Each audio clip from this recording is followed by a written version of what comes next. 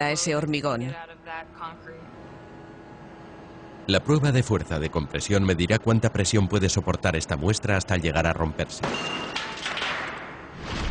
Este cilindro se ha roto a los 3.170 kilos por 2 centímetros cuadrados, que es un poco más alto de lo que esperábamos, lo que nos demuestra que con el tiempo sigue ganando fuerza. Las roturas de presas, aun siendo catastróficas, también son una oportunidad para aprender. En la presa Teton tuvimos un episodio importante, pero comprendimos que habíamos aprendido una tremenda lección. Y como consecuencia de esa lección hemos intentado compartir con otros lo que hemos aprendido, tanto en Estados Unidos como en el resto del mundo, para intentar que las presas sean lo más seguras posible. También aprendemos mucho de los constructores de presas por excelencia. Sus esfuerzos han propiciado algunos de los hábitats más vitales de la Tierra. Las presas de los castores generan un efecto muy beneficioso para el entorno. En cierto modo, estas construcciones rudimentarias, levantadas para crear lagunas que protegen a los castores de los depredadores, son ecológicamente superiores que sus homólogas hechas por el hombre. Una presa de un castor produce un impacto positivo en el ecosistema local casi de inmediato. Amontonan sedimento a lo largo del tiempo. Eso se va llenando de vegetación y termina siendo un pantano. Y tienes plantas de humedales, vegetación emergente, lo que crea un hábitat importante para muchas especies. A menudo las grandes presas sumergen hábitats ribereños, las zonas de vegetación exuberante cerca de los ríos. Las presas de los castores provocan el efecto contrario. Algunos estudios han demostrado que los hábitats ribereños mejoran notablemente como consecuencia de las presas de los castores. A diferencia de las grandes presas que almacenan un volumen de agua estacional, las presas de los castores no bloquean el flujo de agua vital para la ecología de los ríos. Durante esos flujos se crean hábitats. Cuando un río deposita materia orgánica, creando esa variedad de hábitats, consigue abrir un nuevo hábitat para todo tipo de especies, no solo para los peces. Cuando se varía el flujo de un río, los peces y los insectos empiezan a desaparecer. No tienen ni la temperatura ni el volumen que necesitan para completar sus ciclos vitales. El agua que se mantiene en los grandes embalses se estratifica, alterando la temperatura y la química del agua del río que hay abajo. El agua en un río natural es altamente oxigenada y calienta la zona. Pero cuando se construye una presa en ese río, ese agua muy oxigenada se transforma en un lago de aguas mansas, donde los niveles de oxígeno en la superficie son por fuerza mucho más bajos y probablemente aún más bajos en la parte inferior. Lo que es bueno para los peces del lago, pero no para el río y sus especies. Algunos de los peces de río, como el salmón, son fuentes de alimentación vital para el ser humano.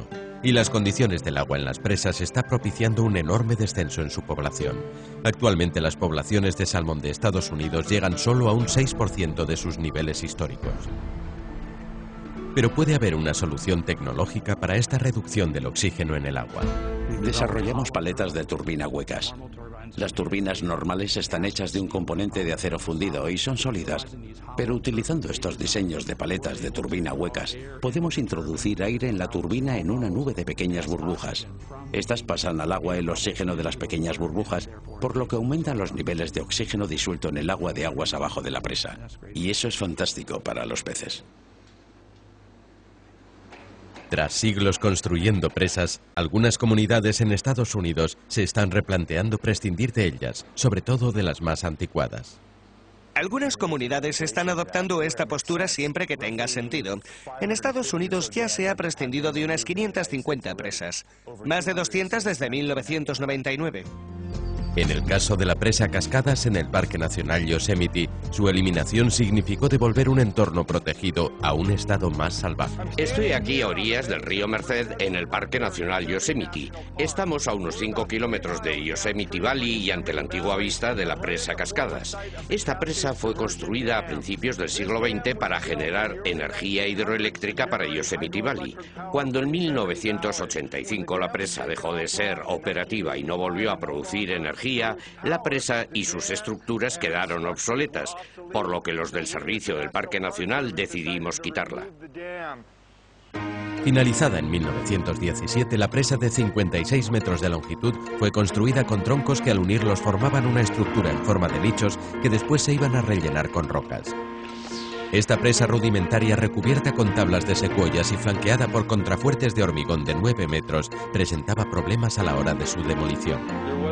Existía la inquietud de que al suprimir la presa, habría una cantidad enorme de sedimentos aguas abajo. Si su construcción costó el equivalente de 127.000 euros, demolerla iba a costar 2 millones de euros. Tras 3 años de planificación, una plantilla de 30 personas trabajando con un bulldozer y una excavadora demolieron la presa en tan solo 2 meses, noviembre y diciembre del año 2003. Los operarios desviaron el río hacia un lado, quitaron la mitad de la presa y después volvieron a desviar la corriente y demolieron el otro lado de la presa. Los ingenieros testaron los niveles de sedimento y los encontraron muy bajos, por lo que los sedimentos no taponaron el río, que era lo que ellos temían.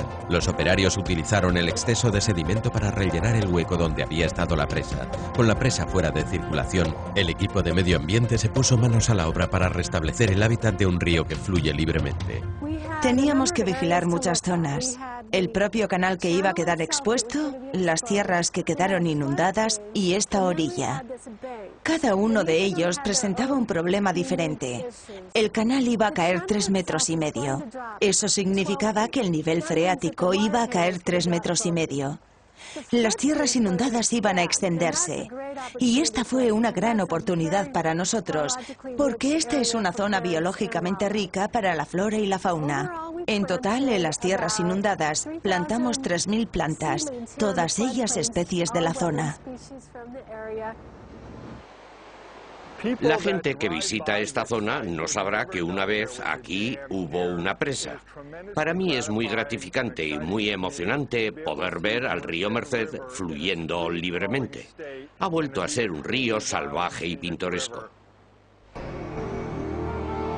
Finalmente, tras algunas décadas, el río fluye libremente.